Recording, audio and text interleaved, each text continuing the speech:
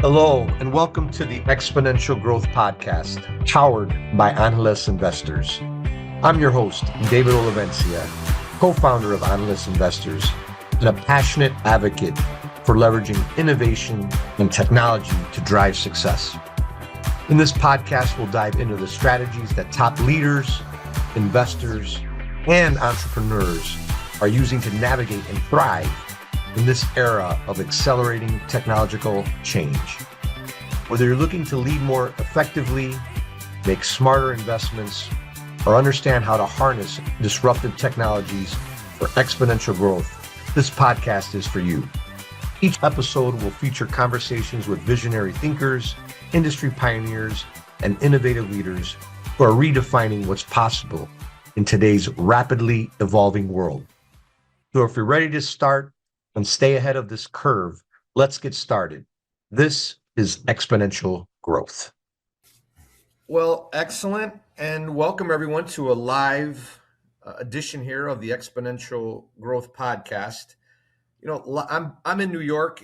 I was in Miami earlier this week. I actually got the chance to connect with Marcelo in Miami for an amazing event at the Opera there in Miami. And then now I'm in New York. It's a heck of a lot colder here. We had an amazing event with Analyst Investors at US Bank.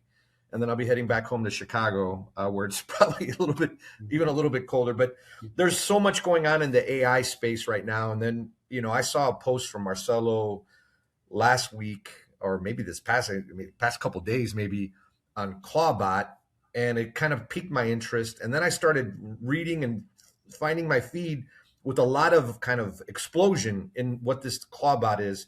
So I wanted to have when I think about AI and what's going on there, like Marcelo is one of my go-to, really deep in this area, Fortune 500 exec.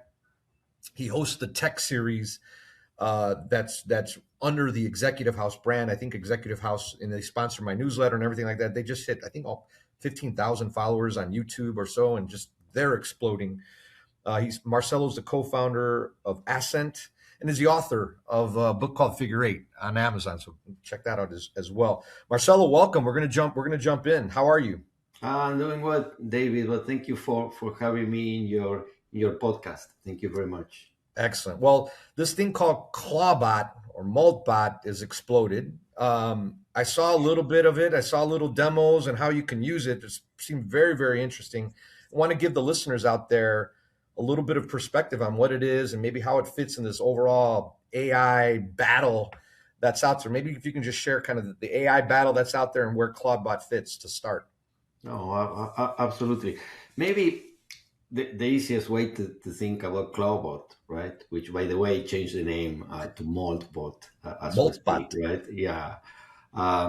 Is to think that today we have all these AI large language models and chatbots like, you know, ChatGPT or Claude or Anthropic, etc. So many. There are also open source ones like Minimax, many DeepSeek from China, right? I mean, you have different options, and the way you use those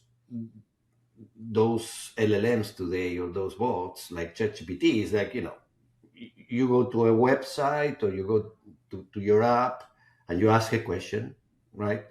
And it gives you an answer, right? And then, you know, that's it, right? Imagine something different with Clawbot now, right? You have an AI assistant that basically lives in your personal computer, right? It's not in the cloud, it's not in the internet, it lives in your personal computer, right? And on one side is connecting to the large language model of your choice. It could be ChatGPT, it could be Anthropic, it could be Minimax, right? Which is an open source one, very, very, very useful these days and easy and cheaper to run. And on the other side connects to your messaging app. It could be iMessage, it could be WhatsApp, it could be Slack, you know, any of those. Telegram, many of my colleagues use Telegram.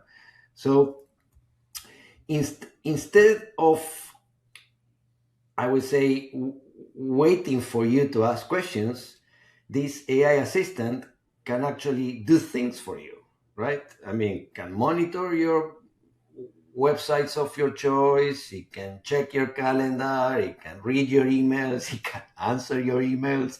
It can answer a text from one of your friends when you're busy, right? Because it's actually living in your computer and it's always on, right? So and also it talks inside your messaging app. So for you, it's like talking to a friend of yours, right? You can give it a name. You can say, this is Marcelo's bot. Hi, Marcelo's bot. How are you doing? Can you tell me what's the plan for today? And it's going to summarize whatever you have in your calendar.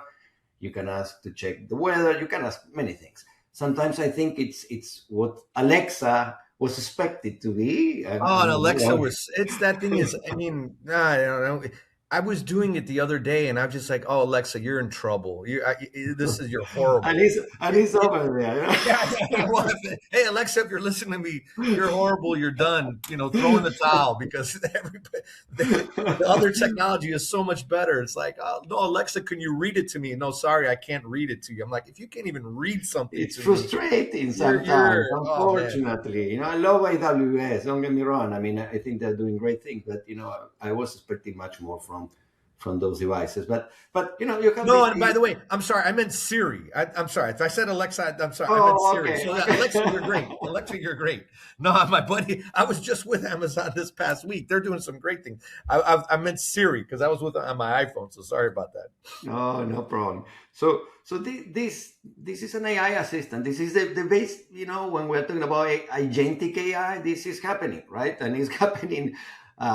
Bottoms up, right? People are downloading this in their computers. I did it last week, then I tell you a little bit more about that if you're interested. But no, definitely. Because this is the thing, and this is, you can encourage this to other people, you can see the tech, but now you got to kind of roll up the sleeves a little bit and kind of kick the tires with it a little bit. Then that's how you really learn, and then you think innovatively, like, well, how the heck can I apply this, or what's the transformative nature of this thing, right? So you said, okay, this is cool. Let me try it out. So how did that go, and what did you learn from it? Well, I mean, it's first of all, when you hear that it takes 20 minutes to install. I mean, it might take 20 minutes to a person that is a software engineer that it's already have the ability to implement open source code in their machines, because remember, this is open source, right? I mean.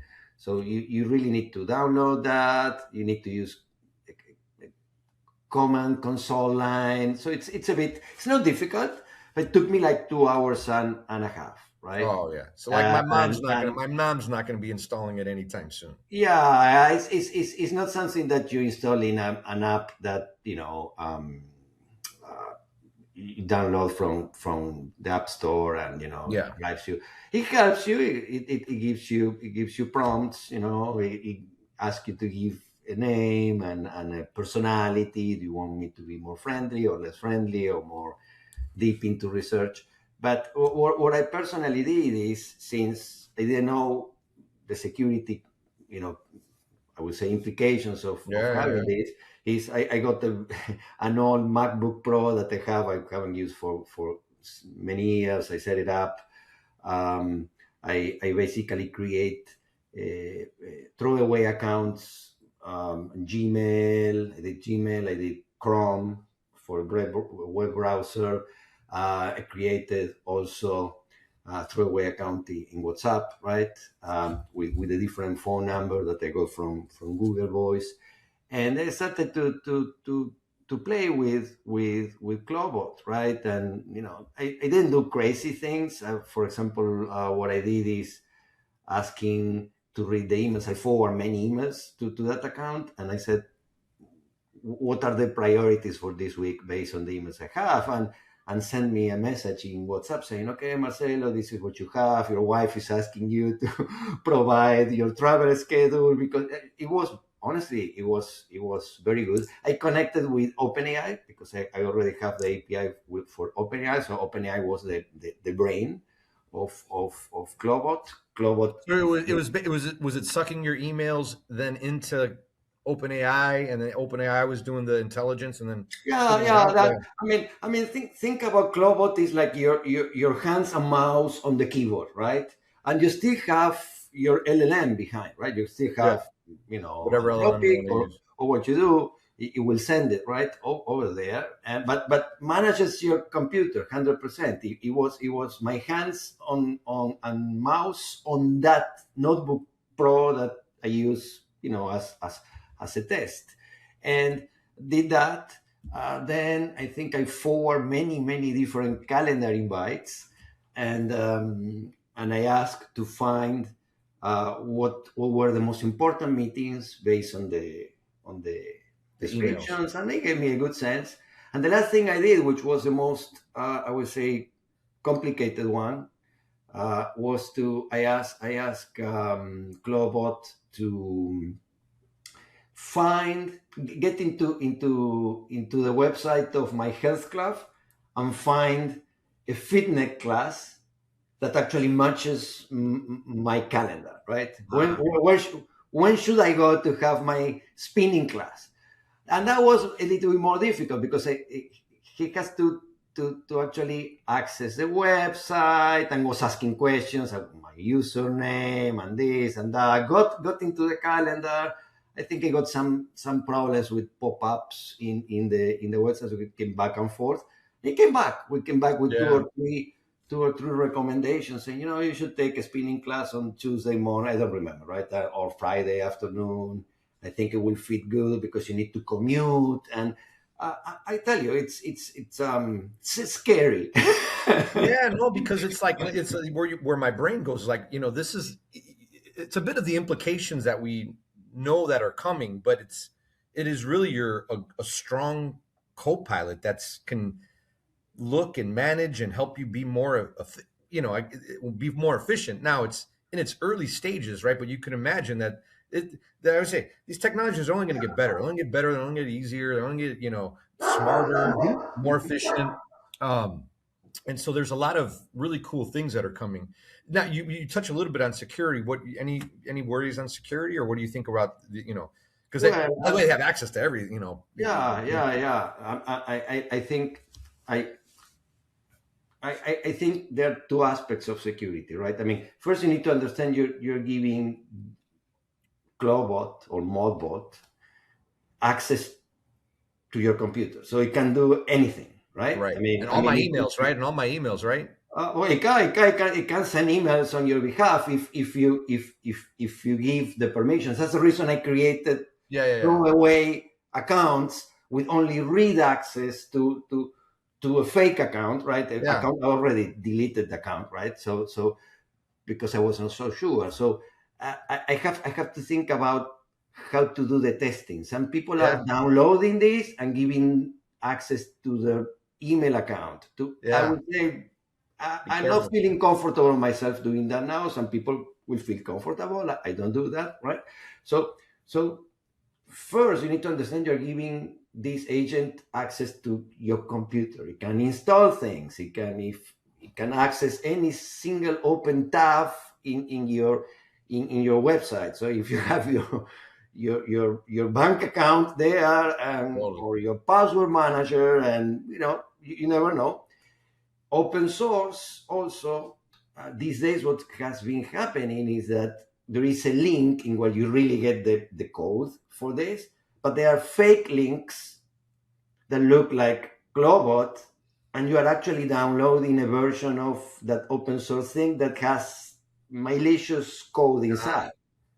So let's say I'm making this up. It's stealing your pictures or whatever, right? I mean, getting access to your computer, because if you give a full access, your user in the computer has full access. It's going to be doing many things. So you need to be very careful, right? Because open source on one side is great because it's cheap, it's free basically, and it gets better through the community, but also is open to problems. Last thing is the fact that you're running this in your computer. It's not full secure, right? I mean, you're going to tell me, if there is a problem, I shut down the computer, and that's true, right? but remember, you're still giving this thing access to your applications, right, and to your accounts. Otherwise, if you don't give access to the applications and accounts, the agent cannot autonomously do anything for you. Yeah, totally. Right? This is the thing. And last but not least, and if you remove specifically Clawbot from the conversation, we still are dealing with prompt injection and those kind of problems that we couldn't. I mean, I'm not up to date on that side of security, but I don't think we have a 100% solution for that, right? So it's a bigger challenge that you still have. And if your application, if messaging app is letting other people to text the bot, that is not only you, someone might tell the bot while you're sleeping, get me all my emails and my passwords, and I mean it's yeah. So people are downloading this, what I'm seeing, and like it's like a toy. Yeah, and it's like, hey, watch out. Yeah, and it's not a toy, and if you don't know how to really set it up, you're gonna get toy security level, which is not good for you. And all the bad actors are always looking for ways to kind of come in and break in, right? And so this is like another entry point, right? That It is. Yeah, so no, that's the security is important, I guess, and that goes like now, so AI is exploding, right? And this is like one specific example of a use case. Well, a very small example. It drives tremendous productivity, I believe. Once it's done right, as this thing matures. So what do you think's like? What should companies be thinking about it, right? How should they be thinking? Obviously, there's a security component, right? And it's probably still kind of a new thing, but how should companies be thinking about this? I think if you're in a company, let's say Fortune 500 company, right, a public company, first thing you need to understand that this agentic AI is moving very fast, right? I mean, now it's a reality, right? People are using it since last week, at scale, right? There were cases before, but people are getting aware and using it. So it's a matter of time, right? I mean, remember when we started to use ChatGPT? After how many months you have hundreds of millions of users, right? So yeah. It's happening, right? So if you're a company, I think it's the three things. The availability of AI agentic products will increase, right? I mean, you have already Meta bought Manus. Manus was a sort of hands on the keyboard, kind of agentic AI tool, not 100% like Clawbot, but close enough. So you need to think that they will do something with that. The fact that Anthropic forced Clawbot to change the name to Modbot is because any AI lab, Anthropic or OpenAI, they are 2-3 steps away from doing the same. Basically, OpenAI today, you can build some automation, right? Some agent, right? But they are still running in the cloud and not running in you have maybe less control to a certain extent. So it's coming. That the trend is there. It's a matter of, and I'm going to go for it. The second thing is, since the trend is coming, if you're in a company, you need to start to think about, you're going to have a team that is going to be agents and humans, right? And there is no organization today that I have seen that they're thinking about how to organize those teams, right? How do you really reorganize not only the workflows, but how do you organize the human and the agent? What does the agent do? What does the human do? What new roles do you need? Totally. Specifically, if there are people leading with CIOs or CTOs these days, help them to really build an agentic platform to monitor all these agents that basically are going to be part of your workforce. Not only that, they're going to be your customers. I was reading the other day that totally. Gartner is predicting, I think it's going to be $15 trillion of B2B agentic intermediated commerce. Yeah. So it's going to be a customer for you also, right? Totally. No, they were like, even like in just financial services. I mean, when you talk about, I was reading stuff around crypto and blockchain and things like that, where there's going to be agents that are just transacting with agents, no humans involved, Exactly. and trillions and trillions of dollars. I think like daily, and at some point it will be daily, right? That are just transacted between agents. And so you look at this Clawbot. It's when you talk about the organization and stuff. I mean, it's one other employee. It's almost like a supercharged 100%, admin, right? 100%. Supercharged admin. Well, 100%. And I think that the third and last thing is basically is redesigning the workflows, right? I mean, people are asking for return on investment, return on investment. You're going to get return on investment when you embed AI in the way you work internally, operationally, or with the customer experiences you have, based on the conversation we just had. So I would say, think what the AI agent can do, and then redesign the workflow end to end. Let's say, procurement to pay, for example, could be a good one to redesign. Understand what do you need a human role, what do you need an agent role, and that's where you're gonna get the return on investment, right?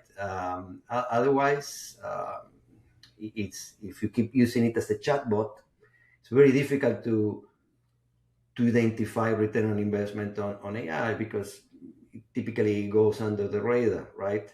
And I always say, remember, AI models are rented, capability is to be built.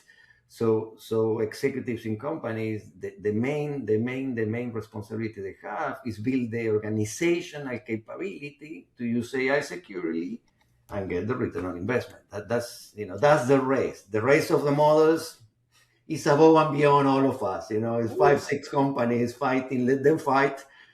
Use the tools to your benefit, right? Yeah.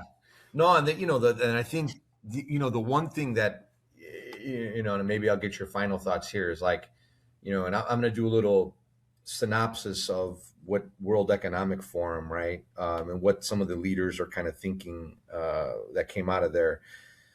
But the one thing that I think, one thread across all of them, was that a lot of the leaders who are in it every day and they see it and they have a pretty good idea of the future of where AI is going, they're amazed. Like they're like saying, at the speed, they're like, the things that I'm seeing today are like in this week are just continue to blow my mind. So if they're blowing the mind of like the people who are leading these things and have good vision into what's happening there, you can only imagine what's coming down the pike. So Marcelo, any last words as relates to Clawbot AI, and just some words of advice for all the listeners out there as we move forward in this AI exponential growth? Yeah. So I think I said the same thing I said before. It's the race for companies is building the capability and proactively, right? Do not wait up until all your customers are using agents to transact with your company, or your employees are leaving your company because your company do not have the right tools to make them productive, right? So you need to be ahead of that. You need to redesign the workflows. You need to make AI part of your workflows and get the return on investment and change the way you work. I mean, and be brave to today you're organized this way. With agents, your organization will look very different, very, very much different. And I keep saying one of the biggest and largest, I would say, accountabilities of a CEO at one point is going to be to determine what level of autonomy the agents have in her or his company, right? It's going to be a strategic decision, because if you go too much autonomy, you get a lot of risk, right? Yeah. Maybe you get a lot of upside too. You might get a lot of upside too, right? And you get the upside. Or if you stay stagnant, you lose productivity, you lose market relevance. So CEO, C-suite, unfortunately, some of them don't want to get into the technicalities of this. They don't need to be experts on the technology, but truly need to understand the use cases, right? And think strategically how to take advantage of this. But capability, the race is build the capability to make AI effective, and secure for your organization. That's your race. The rest, let the AI labs fight with each other. And so, Marcelo, thanks for jumping on. I know you're busy. I know you came from a breakfast and you're in beautiful Florida.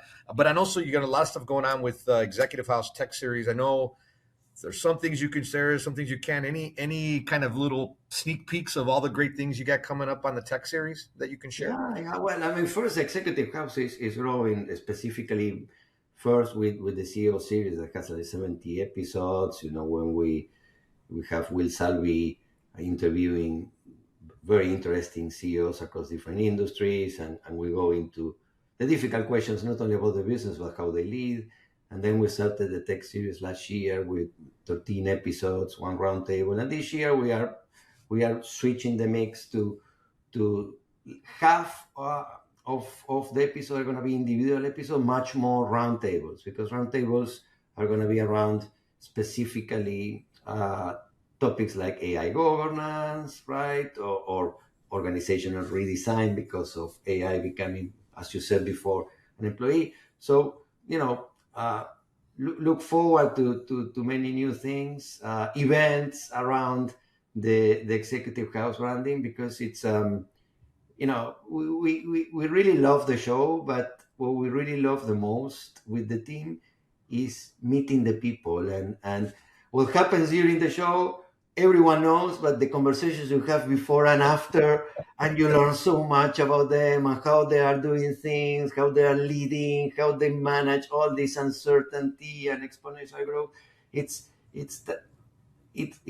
really a treat to connect with these people. So thanks for asking, and congratulations to the Savvy Media team who got like 3 Emmy awards. Totally. No, They're killing it over there. No, they're great, and so many great things ahead. So yeah. So for those who are listening, man, check out the Executive House, what they're doing there, the CEO series, what Marcelo's doing in the tech series, their roundtable, a lot of great content, great interviews. So yeah, continue to check them out, and appreciate it. Marcelo, thanks for jumping on, and have an excellent weekend. We'll be in touch. Thanks. Thank you everyone. Thank you, David. Bye.